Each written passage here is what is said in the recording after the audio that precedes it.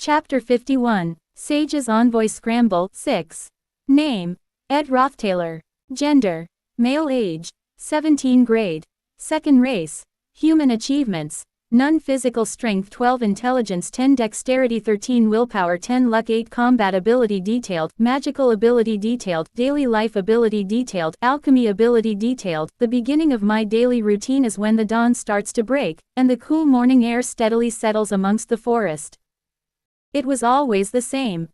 On a weekday, I would abruptly open my eyes and spring up from bed, quickly changing into workout clothes to start jogging towards the faculty building. However, today is a holiday, so I moved my body a bit more leisurely. My body feels refreshed. I sensed my condition was fully restored the moment I first rose from bed. Health is something mysteriously only appreciated in its importance when one falls ill. Now I must take better care of my body and avoid overexerting myself to prevent such situations. After laying Yenica, who had completely passed out, in bed, I came to the riverside and washed my face with the cool water. While at it, I checked my stats, and now my core ones wouldn't lose out even compared to an early to mid-phase Tylee.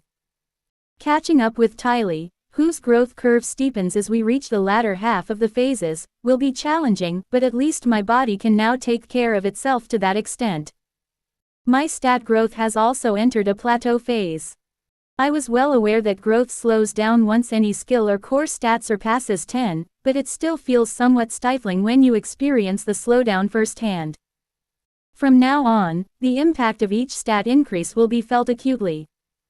I must devise a more systematic approach rather than just training blindly without purpose. That reminds me, I've barely touched upon magic engineering research.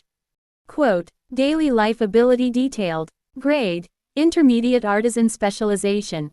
Woodworking craftsmanship LV14, design LV10, gathering ability LV13, woodworking LV13, stonecraft LV6, hunting LV10, fishing LV7, cooking LV6, repairs LV5, advanced crafting technique slot. Elemental spirit infusion, skill proficiency, 2 power amplification, 3 infusion success rate, 91. Fire elemental spirit proficiency, 4. Wind elemental spirit proficiency, 2 contracted spirit. Lower fire elemental spirit responsiveness, 12 understanding of spirits, 12 unique skill, fire cloak's blessing, explosive force, advanced crafting technique slot, magic engineering skill proficiency, 2 understanding of magic engineering items, 3 quick crafting, 3 collected formulas. Feeble wind disperser LV1, mountain echo sound generator LV1, resonance automatic mana chessboard LV1. Question mark question mark question mark question mark question mark question mark question mark question mark. Under analysis. Question mark question mark question mark question mark question mark. Under analysis. Advanced crafting techniques significantly impact core stats. Their versatility is incomparable to that of regular skills. However, they require meticulous training to master them. If only one could mass-produce elemental spirit infusions like a factory, life would be much easier. But after infusing a spirit, there's a cooldown period before the next infusion can take place. As for magic engineering, if the conditions allow, one can train endlessly. However, creating the basic conditions is challenging. It's possible to improve proficiency by researching already finished magic engineering products, and with a bit of luck, one could disassemble and reassemble them to learn the manufacturing method independently. However, it's standard practice to acquire the recipes themselves for most magic engineering products. That's also the most efficient approach. The main issue is that many formulas for creating magic engineering items come as rewards from the main scenario quests, making them tricky to acquire directly. Should I ask Tylee? No chance she'd give them. Nah, she couldn't even if she wanted to. Quote: I sat on a flat rock by the riverside, deep in thought. The formulas for making magic engineering products that were rewards from quests are knowledge, not physical objects. It's beyond frustrating how little Tylee seems to care about magic engineering when she's sitting on such treasures. So then, wouldn't it be alright for me to scoop up scroll-type formulas that drop during the main scenario progression? Since Tylee shows no intention of training in magic engineering, those formulas would be mere scraps of paper to her. There's a high chance she might not even bother to collect them. Skills are the foundation of wealth. After graduating from Sylvania and starting my solo career, having a robust skill like magic engineering trained to its limits could prove invaluable. And, unfortunately, I am fully aware of where and how crucial formulas are dropped or concealed. Catching them and holding on to them would substantially aid my skill proficiency. Self-study by disassembling and analyzing the magic engineering products provided by Rothstaylor has its growth limits. There's now a clear need to secure more efficient, handy, and expensive magic engineering product recipes ahead of time. That reminds me, Act 2 is already nearing its end. Between frantic training and being unconscious for 10 days, time has flown by. Quote, "Within the serenity of dawn amidst the forest, I looked up at the sky. At a glance, it's a peaceful scene.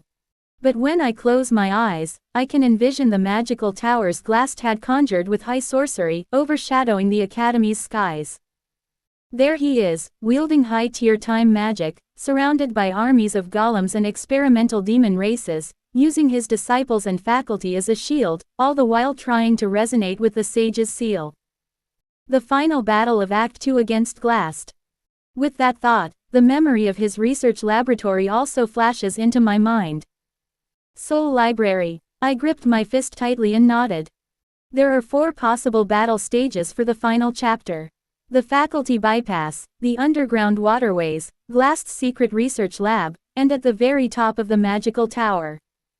Among them, Glast's notorious and challenging secret research lab contains the Soul Library, holding replicas of historical grimoires and all sorts of precious magical documents.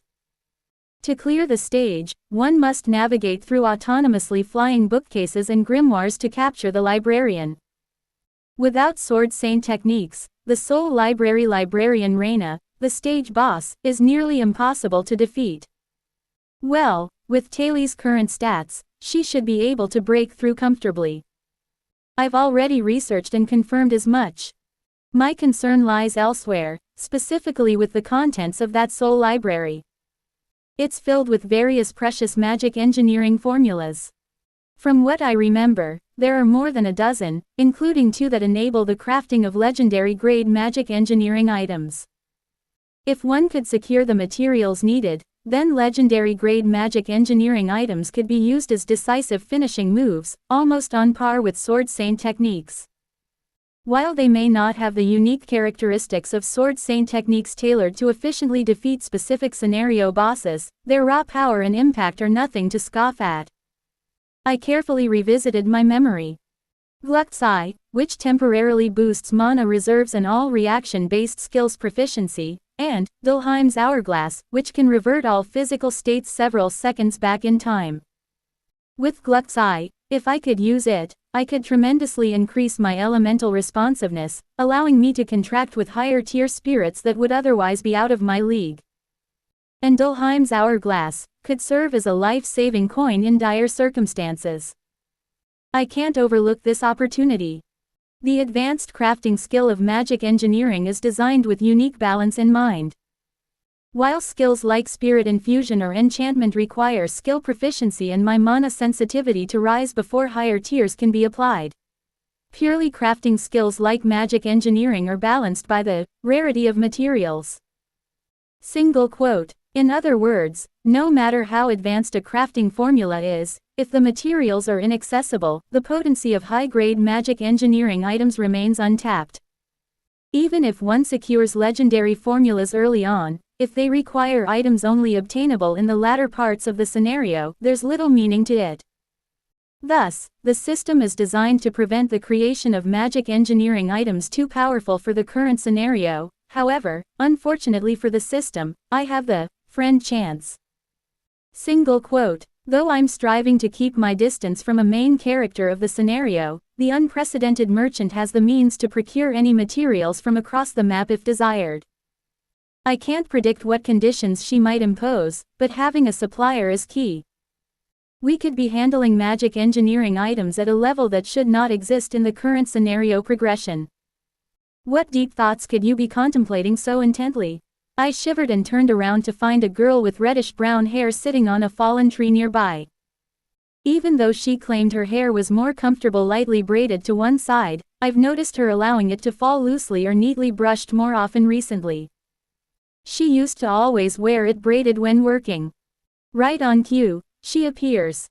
Quote, "Oh my, were you thinking about me this early in the morning? How embarrassing." Quote, although she smiles coyly, more fitting for a girl her age than a merchant, the quiet voice and sly smile that follow remind me of the usual her. People say you don't notice the rain soaking through your clothes until it's too late. If you aim to keep up a strong front, you'll need to steel your heart more. Quote, I didn't even notice you were close. How long have you been there? That's a secret. But I've been here for quite a while. Quote, Lortel hopped down from the log slickly, balancing herself and then stretching out. We've both been so busy lately we've scarcely seen each other. If you don't visit the store once in a while, we might just forget each other's faces. Quote, you know my situation. Anyway, I received the furniture. Quote, that's good. Quote, Lortel walked up with a coy look, pushed me lightly back onto the rock, and then casually scanned me from head to toe before finally letting out a deep sigh of relief. I'm relieved to see your condition has improved. I was quite worried. Quote, you look healthy, which is good. Quote, healthy. I'm actually drowning in chronic fatigue. My hair's getting dry, and this morning I struggled to calm my swollen skin. There's so much to deal with, and I still have to attend the academy curriculum. It's an ongoing struggle. Quote, yet you still made it all the way to the North Forest. Quote, I need to rest at times too. And there was something I needed to discuss. Quote, she pushed against my waist, indicating she wanted some space to sit on the narrow rock. Once I scooted over, she delicately sat down and smiled contentedly. Regarding the message that Zix conveyed. If you acquire the Sage's seal and just show it, they will agree to anything. Quote, I swallowed a breath. The situation was pressing. I needed a quick countermeasure against Krebin, especially after I had collapsed from overwork and had only just recovered, hastily handling affairs. After my father's downfall is complete and the clan power transfer is finished, the Elt Trading Company plans to change its name. It would be strange to continue as Elt Trading Company when Elt has been dethroned, right? So, the trading company's internal structure will undergo a total reformation. Until then, we'll drop the Elt label and simply go by Trading Company. I think my influence and authority over personnel will increase significantly during this transition. Quote, I can already guess where Lortel is heading with this. This is a kidnapping, masquerading as recruitment. Once the new business division structure is reorganized, we'll need a whole range of new managers for high positions. In charge of everything from employee management and asset management to overseeing merchandise flow and external operations, practically a co-sovereign. Quote, quote, imagine this. You wake up in the morning, go to the company building for work, and just on the other side of the wall, that's where you'll find me. How great would the treatment be?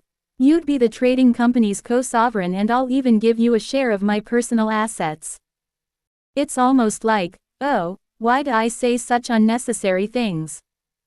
Aha, haha. Quote, I sense Lortel's energy intensifying midway through. Unusually for her usual calm and composed self, her words quicken, and her face becomes excited. The charming smile as she strokes her face contrasts with the seductive smirk I just saw, leaving me confused about which tune to follow. Sometimes we'd catch each other's gaze and greet each other in passing while at work. And as we tackle the business frontline together, there might be challenging and untrusting moments, but then, the soil hardens after rain, doesn't it? As we grow the trading company together, sunnier days will come, and as we age, we'll become more skilled at managing operations. We'll have our fair share of enemies, but we'll be each other's reliable allies. Senior Ed, when I saw you, your reflexes were sharp, and you had good intuition. You seem naturally tuned to handle ledger and personnel management systems, so undoubtedly as a merchant. Quote, Lortel. Quote, she's offering a prominent position in the company, a share of her personal assets, and even promises further improvements in living conditions. From my perspective, it's a tantalizing proposition. But there are many reasons why I can only swallow it down as dry spit. Not to mention the events unfolding at Sylvania and the significant impact they will have on the world. Relying on Lortel's brief emotions and abilities to invest my entire life in such a perilous endeavor is not an option. Above all, Lortel's behavior itself is uncharacteristically irrational. It's a bit strange to go this far. Quote, quote, when I calmly articulate the reality, Lortel seems to come to her senses and quickly masks her awkward expression. You speak as though you know nothing. Quote, what? I'm certain you understand how this feels. Why on earth is she doing this? I can't make such a significant decision based on a young girl's fleeting emotions. You must be thinking that you prefer to maintain a purely business relationship with me. Quote, I didn't go that far. Quote, normally, that's how you would feel. But you're wrong. Quote, she drooped her shoulders and continued with a defeated voice. Do you know what one craves most in the world of commerce? When a mere gesture or breath can move hundreds of gold coins, and if you don't strike first, you get backstabbed. After a lifetime in such a world, what you desire most is. It was fear. I couldn't tell if the people surrounding me were looking at me or the mountain of gold coins piled beneath my feet. So, if a relationship was necessary, I had no choice but to craft it myself. The only way to win someone over is to rise above mutual interests and genuinely connect and help one another. Quote, it wasn't something unusual or extraordinary. For all I knew, it could amount to something as simple as treating my shabby-looking friends to a meal. It's not rare to see someone who helped you during tough times succeed later and become a valuable connection through social life. A person who believed in you during hardships tend to not betray you easily. It might be just that sort of narrative. However, there seemed to be a different kind of desperation in Lortel's actions. With his hands raised to clasp my right hand, Lortel's face, looking weakened, spoke. Can't you just stay by my side without asking for more or less? Lortel, I ended up saying it. Drop the act and say it. Quote, it's not working. Lortel burst into laughter and then, releasing the held hand, leaned back dramatically. Regaining composure, Lortel was the epitome of a flickering fox as usual. Such a pity, it was almost there. Your tone's been too obvious from the middle, you rascal. Quote, I get fiery with excitement being a human after all. But how was it? Did it stir a protective instinct in you? When someone shows such perilous vulnerability, one's heart ought to waver. Quote, well, I'm totally snapped out of it now. Quote, it's such a shame. But still, Lortel added, looking down again. Not everything I said was a lie. Quote, after a prolonged silence, only the rustling of leaves blown by the wind or the babbling of the stream could be heard while I remained quiet. Suddenly unsure about the silence, when I looked over, Lortel had buried his expression beneath the hood of his robe. I couldn't guess if he was feeling embarrassed, sorry, happy, or sad. I plan to graduate from Sylvania. Until then, I've no intention of leaving this school. Quote, I had many justifiable reasons. The calamities that would unfold in Sylvania being the foremost. The fact that Sylvania was the only place I could exploit my future knowledge to the fullest, meaning that nowhere else would I be able to grow as efficiently until graduation. Besides, to build a foundation for surviving in this world without relying on someone, and the time and expenses I'd put in so far were too valuable to lose. As for what to do after graduation, well, that's decided. Quote, what one plans until graduation, I can wait. But you do realize, seniors don't have a choice, right? Lortel, smiling broadly, pulled a scroll of parchment from within his robes and gently touched it to my chest. Upon accepting and unfolding it, there it was, the certificate of sale of the Sage's seal. When I raised my head, Lortel was already at a distance. His expression hidden by the robe, but his tone suggested he was gleefully smiling. So glad to see your face after such a long time, senior. I'll return soon with my free pass. Quote, his victory, he claimed confidently. With swift steps, Lortel disappeared into the forest, once again presenting the grandeur of an epic merchant. Sitting by the stream, I stroked my chin several times. Thinking about the future, I felt as if I had done a grave disservice to Lortel. From Lortel's perspective, he wouldn't have thought I had planned this far. But still, it felt like I now owed a debt of conscience. It was dangerous. Lortel, unable to keep his smiling lips from rising, had already lost his senses. Overwhelmed by work and having come to see Ed's face for some healing, he had to focus all his attention on facial control from the midway point. He had intended to approach coolly and show the deed of sale, declaring, "You're mine now," and be done with it. But having seen Ed lost in thought by the streamside bathed in the dawn's early light, plans went awry. Despite too much idle talk and the plan going awry, it was a relief to have maintained the appearance of a fox-like merchant. If his retreat had been even slightly slower, he would have undoubtedly shown his weak side. Didn't give back the change. Most of Ed's money was in gold coins. Having also bagged the change when purchasing magical supplies from Lortel at rock-bottom prices, he had brought the surplus in a leather pouch. Uncertain when he would next visit the camp, it felt uncomfortable to procrastinate. Since Lortel couldn't bring himself to face Ed again, he turned his back on the stream towards Ed's camp. He planned to throw the pouch near the cabin and be on his way. Ed would figure it out. The distance between the stream and the camp wasn't far. Lortel was in a rush to stop by, and he thought of placing the leather pouch near the campfire in the center of the camp where it would be easily seen. Bang! Just then, the cabin door flung open. Yenneker yawned, clutching Ed's pillow and her hair unkempt. "Yawn, Ed's at the stream, I guess." It was Yenneker who had sleepily seen Ed heading towards the stream. She was overwhelmed by fatigue and nervous from spending a night in the same room with Ed. Pretending to sleep, only to actually fall asleep, quite true to her character. "Until he returns, I've got to eat something simple." Quote, rubbing her eyes as her sight returned, she locked eyes with Lortel, coming from the stream's direction. Their look of shock would resemble a disaster to an onlooker. "Why are you coming out from over there, senior? Why are you coming from the stream?" For Ed, it marked the beginning of another misfortune.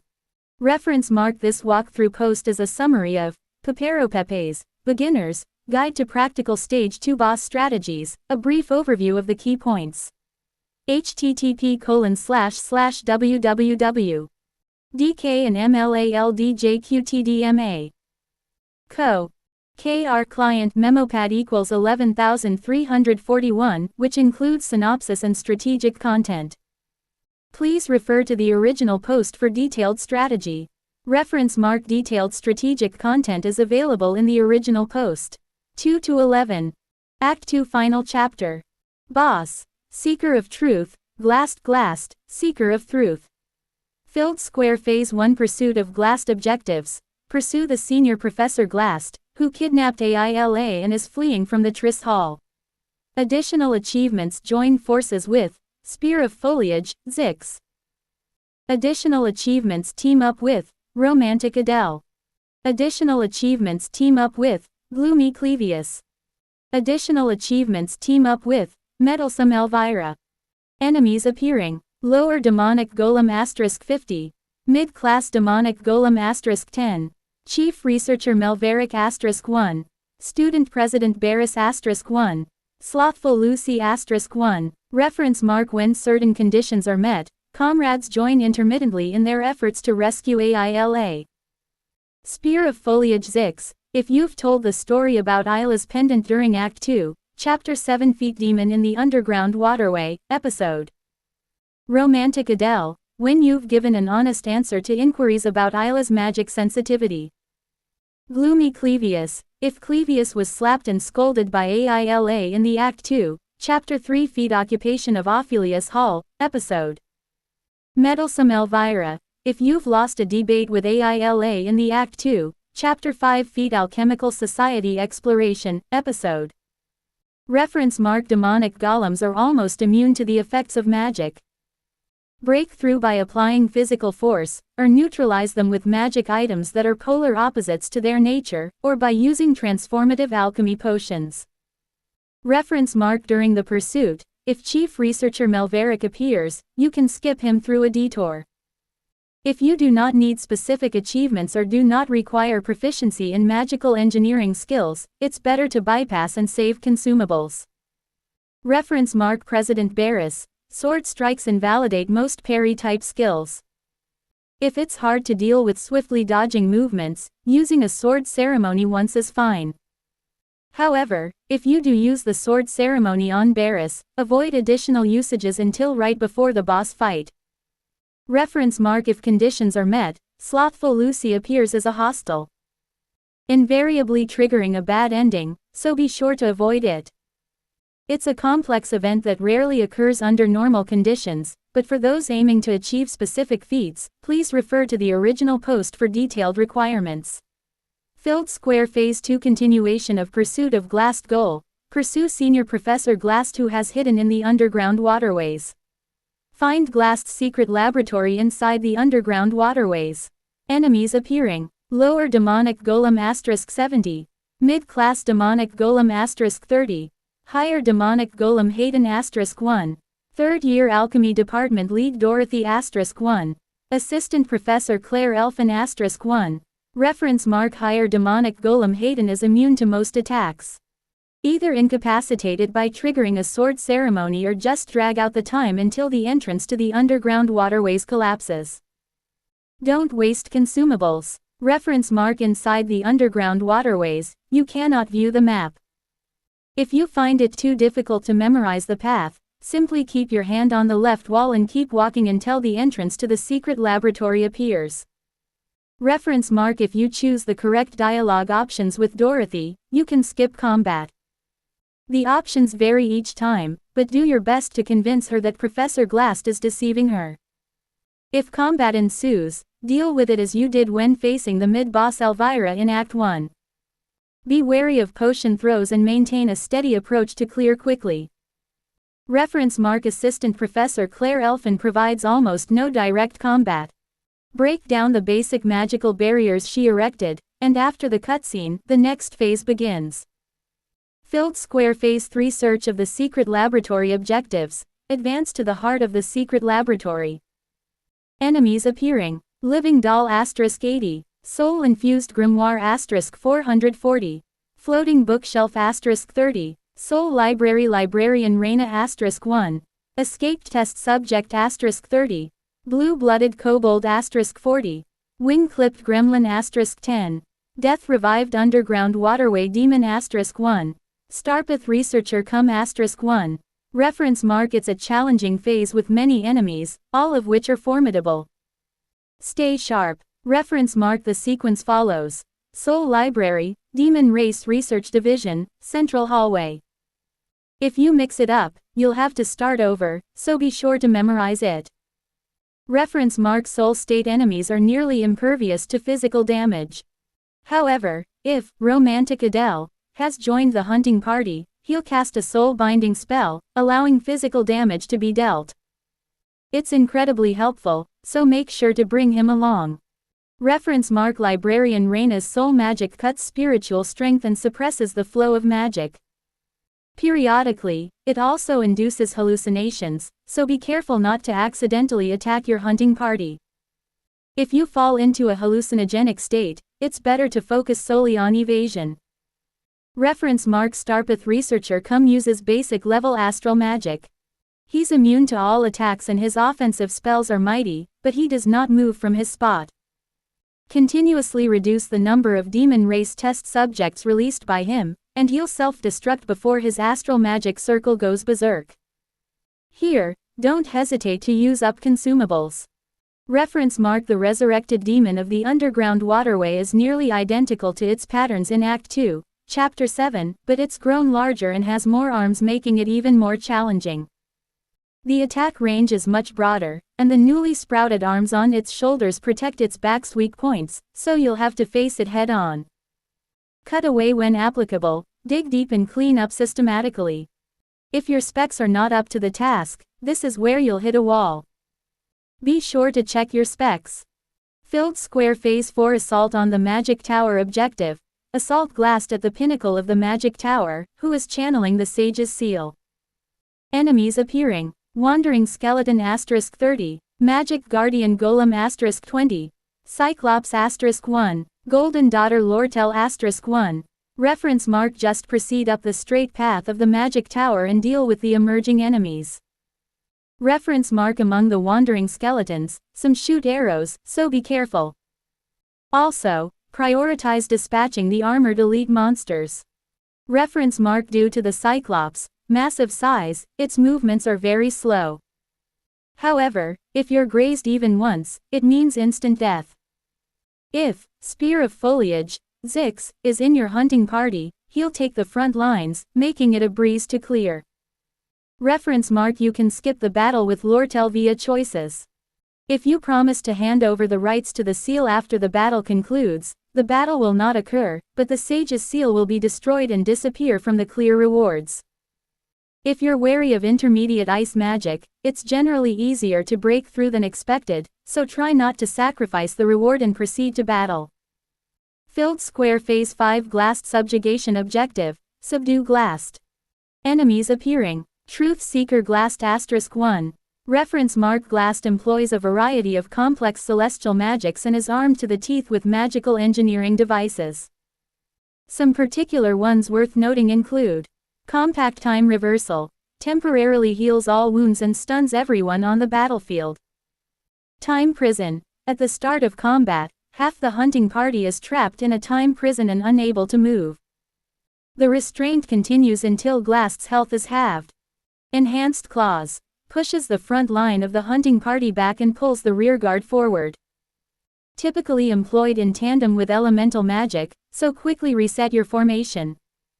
Enhanced Shock Pulse Sphere. Close range hits can knock you out of the Magic Tower, leading to a fall to your death. Always maintain appropriate distance. Besides, Glassed uses elemental magic, spirit magic, and space magic commonly employed by magical types, periodically summoning golems and demon race test subjects. Refer to the original post for phase-specific strategies. Filled Square Miscellaneous. If the time limit expires, AILA perishes, leading to a bad ending. Move quickly. Train proficiencies for Sword Ceremony 4 and 5 in this scenario, as they become essential in confronting bosses in Acts 3 and 4. This episode is pivotal for establishing core growth foundations for future scenarios, so it's recommended to play through without skipping. Asterisk. I sat alone by the stream, contemplating the slowly rising sun. My refreshed body seemed to nudge me to get going and start the day's work. Slowly, I stood up and stretched. Before the collapse from overwork, I remembered receiving 3 letters. One was from Lortel, cautioning me that LT's movements were suspicious and to take care. Another was for Princess Phenia,